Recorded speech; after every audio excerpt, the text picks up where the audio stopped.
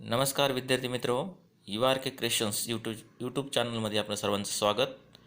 Video आवडल्यास या व्हिडिओला लाईक, सबस्क्राईब आणि शेअर करायला विसरू नका. Hello guys, in lecture first we have learned about hereditary changes, transcription, translation and translocation. By this lecture we are taking more information about evolution. विद्यार्थी मित्रो, evolution या शब्दाला मराठीमध्ये उत्क्रांती असे म्हणतात. या शब्दाविषयी आपण इथून मागच्या इयत्तेमध्ये सुद्धा बरंच काही अभ्यासलेलं आहे. आता आपण सुरुवातीला इव्होल्यूशनची डेफिनेशन पाहूयात.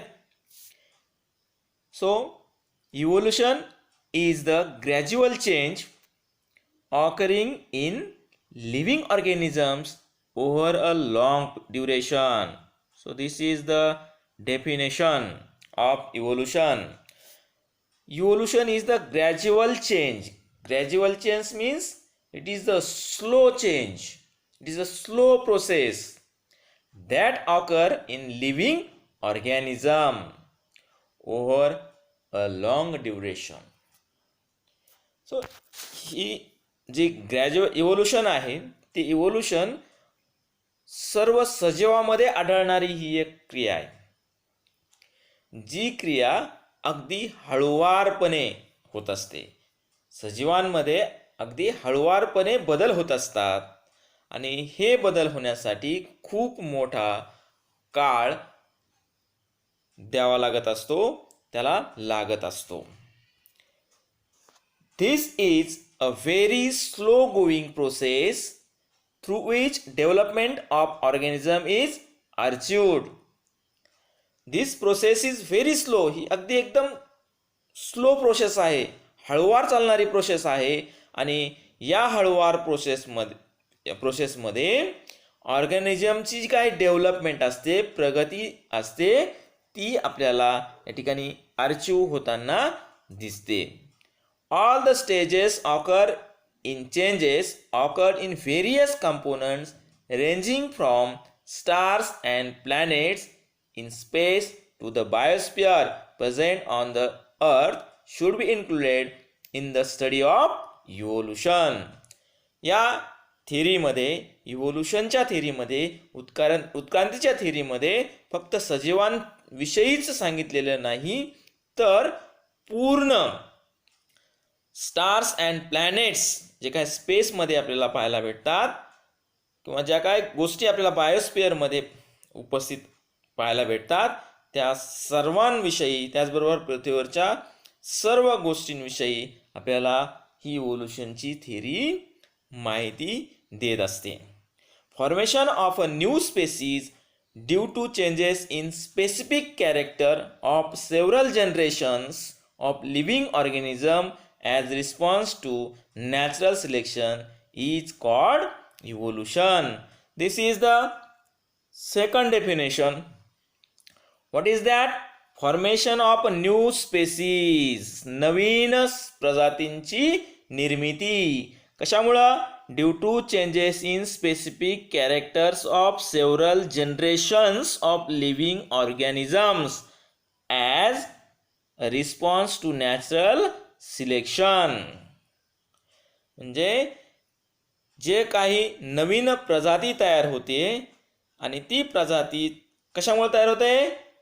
Due to changes in specific character of several generations.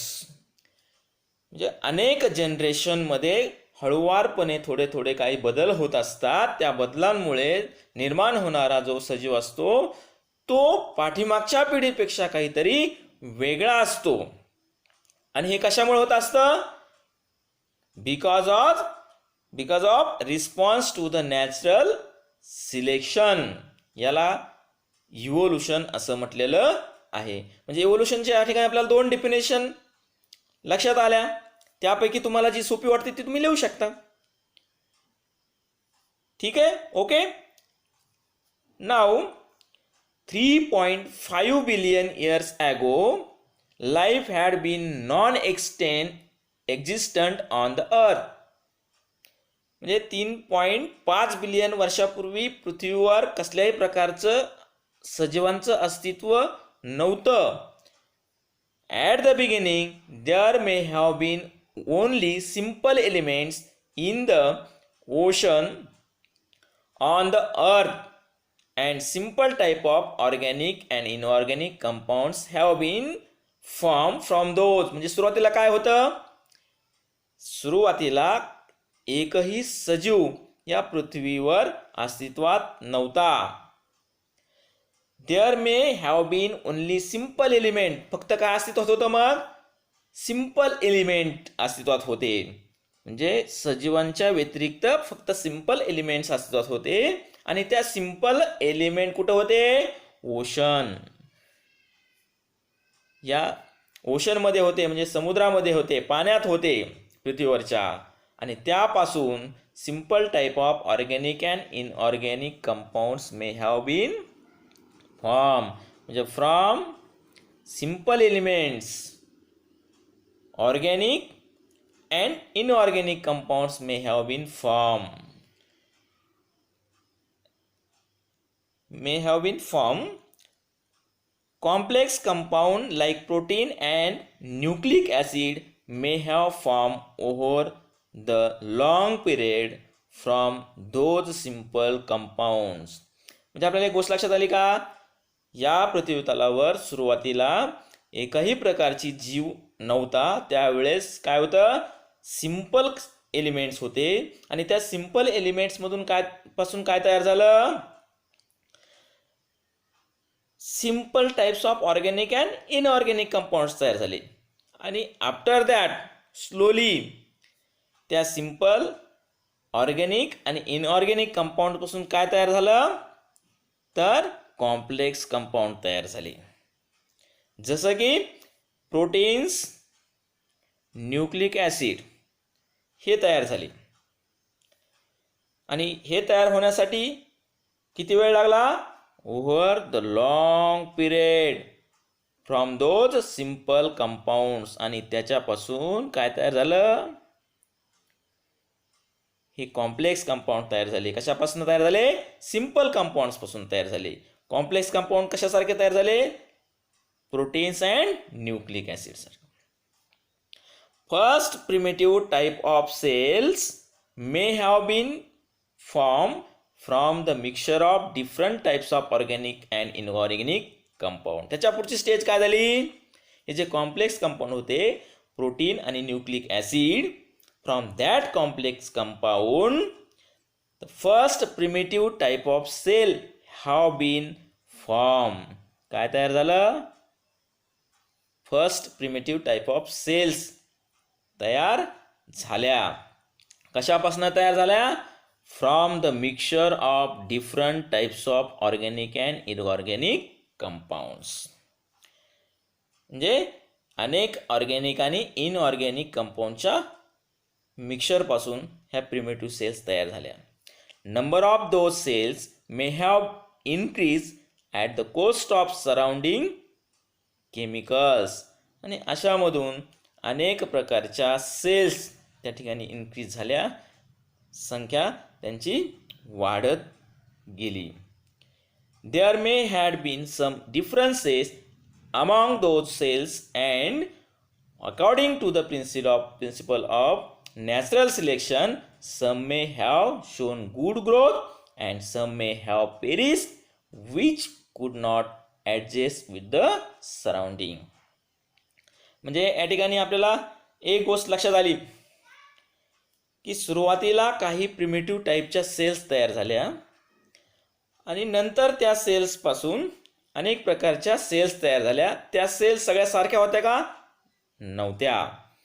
All cells are not same.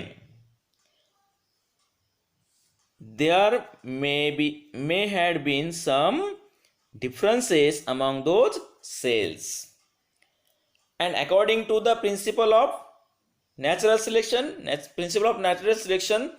नुसार त्यापैकी सर्व सेल्स ह्या जगल्या का? नाही. some may have shown good growth and some may have perish म्हणजे काय, नष्ट होणे, मृत्यू पावणे. काहींची ग्रोथ चांगल्या प्रकारे झाली आणि काही ह्या नष्ट झाल्या. At present crores of species of plants and animals with huge diversity regarding shapes and complexity are present on the earth. As you know, we had learned in 8th class also. आज आपण बघतोय सध्या the crores of species of plants and animals with a huge diversity regarding diversity कशामध्ये, shape असेल किंवा इतर काही जी complexity असेल त्यानुसार वेगवेगळ्या प्रकारच्या कोट्यावधी प्रजाती प्राण्यांच्या आणि वनस्पतींच्या आपल्याला पाहायला भेटतात. नुसत्या पाहायला भेटतात का, नाही, त्यांच्यामध्ये सारखेपण आहे का, नाही. प्रत्येक स्पेसीमध्ये काय आहे, वेगळेपण आहे. There is huge diversity. मग कशा कशा बाबतीमध्ये हज डायव्हर्सिटी असेल, मग त्यांचा शेप वेगळा असू शकतो, त्यांची हॅबिटॅट वेगळी असू शकते, हॅबिट वेगळी असू शकते, प्रत्येकाचा आहार वेगळा असू शकतो. There are many complexity. आणि यानुसार प्रत्येक जीव हा इतरांपेक्षा काय आहे, वेगवेगळा आहे. प्राण्यामध्ये अनेक प्रकारच्या प्रजाती आपल्याला पाहायला भेटतात आणि त्याचबरोबर वनस्पतींमध्ये सुद्धा अनेक प्रकारच्या प्रजाती आपल्याला पाहायला भेटतात. Animal diversity ranges from unicellular amoeba and paramecium to man and giant whale. आता प्राण्यांच्या बाबतीमध्ये जर बघायला घेतलं तर काय होईल, आपल्या सगळ्यांना माहिती आहे की एकपेशीय प्राण्यांपासून महाकाय बहुपेशीय प्राण्यांपर्यंत या ठिकाणी आपल्याला ही रेंज पाहायला भेटते. मग एकपेशीय प्राण्यांचं उदाहरण दे झालं तर कोणतं येईल, amoeba, paramecium. These are the unicellular living organism. आणि त्यापासून मग वेगवेगळे अनेक प्रकारचे प्राणी येतात कुठपर्यंत, to man and giant whale. सगळ्यात मोठा प्राणी आपण जायंट व्हेल म्हणतो तिथपर्यंत आपल्याला ही विविधता पाहायला मिळते. The plant diversity consist of various species ranging from unicellular flora to the huge banyan tree. आता वनस्पतीमध्ये दुसरीकडे जर पाहायला घेतलं तर there are many unicellular plants. For example chlorella is a unicellular plant. आणि मग तिथून पुढं छोट्या मोठ्या करत आपल्याला सगळ्यात मोठं झाड पाहायला भेटतं ते हज बनियान ट्री. म्हणजे या ठिकाणी पाहू शकतो आपल्याला किती मोठी हज डायव्हर्सिटी आहे. म्हणजे वनस्पतीचा नुसता विचार केला तर from unicellular chlorella to huge banyan tree इथपर्यंत आपल्याला त्या ठिकाणी त्याची रेंज पाहायला भेटते. The life exist on earth everywhere from equator to both the poles. आता लाईफ कुठं आहे पृथ्वी तलावर, सगळीकडे. It exist everywhere. मग एव्हरीवेअर म्हणजे कुठं, इक्वेटर म्हणजे विषुववृत्त, हे equator to the both the poles आणि दोन्ही ध्रुवापर्यंत, south pole and north pole इथपर्यंत सगळीकडं आपल्याला हे लाईफ पाहायला भेटतं पृथ्वी तलावर. Organisms present at all the places like air, water and land, rock.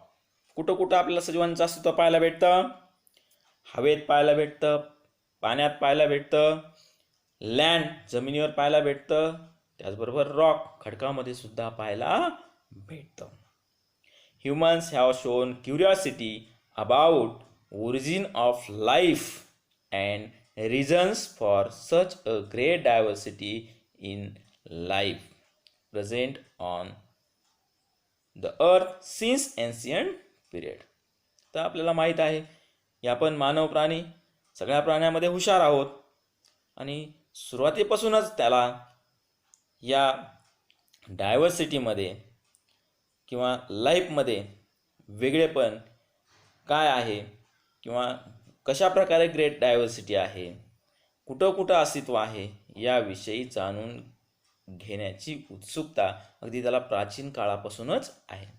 Different theories about different origin and evolution of life have been proposed till today, which theory of gradual development of living organism is accepted. मग हे जाणून घेण्याच्या दृष्टिकोनातून या पृथ्वीतलावर सजीवांची उत्पत्ती कशी झाली, how evolution take place on this earth, अनेक प्रकारच्या थेऱ्या त्या ठिकाणी मांडल्या गेल्या. त्यापैकी gradual development of living organism ही ॲक्सेप्ट केली. कोणती ॲक्सेप्ट केली? Gradual development of living organism is accepted. Is that clear? Okay. नाव theory of evolution. According to the theory, first living material, that is a protoplasm, has been formed in ocean. जसं की आपण आता बघितलं की या ठिकाणी या थेरीनुसार first living material that is a protoplasm have been formed in ocean. म्हणजे पहिला पदार्थ जो की सजीवांच्या निर्मितीसाठी कारणीभूत आहे तो कुठे तयार झाला? तो ओशनमध्ये तयार झाला, समुद्रात तयार झाला. In due course of time unicellular organism was form.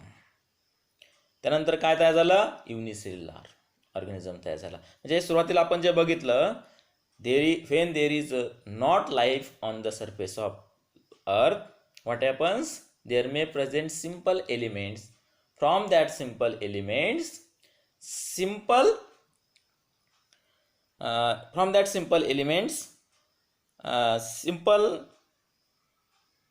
some organic and inorganic material may be formed.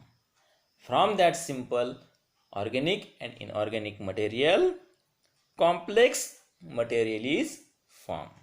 Like that, first material, that is a protoplasm, has been formed in ocean. From that protoplasm, unicellular organisms are formed. Second and third, gradually is most important. Changes occur in the unicellular organism from which larger and more complex organisms were formed. Means first there is a formation of protoplasm in ocean. After that protoplasm, unicellular organisms was formed. From unicellular organisms, multicellular organisms or more complex organisms were formed. And for this formation, a long period had been took. All those changes were slow and gradual. म्हणजे हे जे changes आहेत, म्हणजे सुरुवातीला तयार झालेलं प्रोटोप्लाझम, त्यानंतर तयार झालेलं युनिसेल्युलरपासून मल्टीसेल्युलर किंवा ज्याला आपण कॉम्प्लेक्स ऑर्गॅनिझम म्हणू, हे काही एकाएकी तयार झालंय का? नाही. It takes long period of time. Means these changes, which changes? First protoplasm, formation of protoplasm, then formation of unicellular, and after that from unicellular to multicellular. For this process is a slow and gradual. This is important. आणि यालाच आपण काय म्हणतो? Evolution म्हणतो. Duration of all these changes is at most 300 crore years. आणि याच्यामध्ये जवळजवळ ह्या सगळ्या गोष्टीला लागलेला किती काळ आहे? 300 crore years. पहा how gradual process this is. किती स्लो प्रोसेस आहे. Changes and development in living organism had been all round and multidimensional, and this led to evolution of different types of organism आणि हे जे changes होत गेलेले आहेत, ही जी प्रगती होत गेलेली आहे लिव्हिंग ऑर्गॅनिझमची, ही ऑलराऊंड आहे, मल्टी डायमेन्शनल आहे. Hence this overall process is called as evolution. आणि म्हणूनच याला आपण काय म्हणतो, इव्होल्युशन म्हणतो ह्या सगळ्या प्रोसेसला.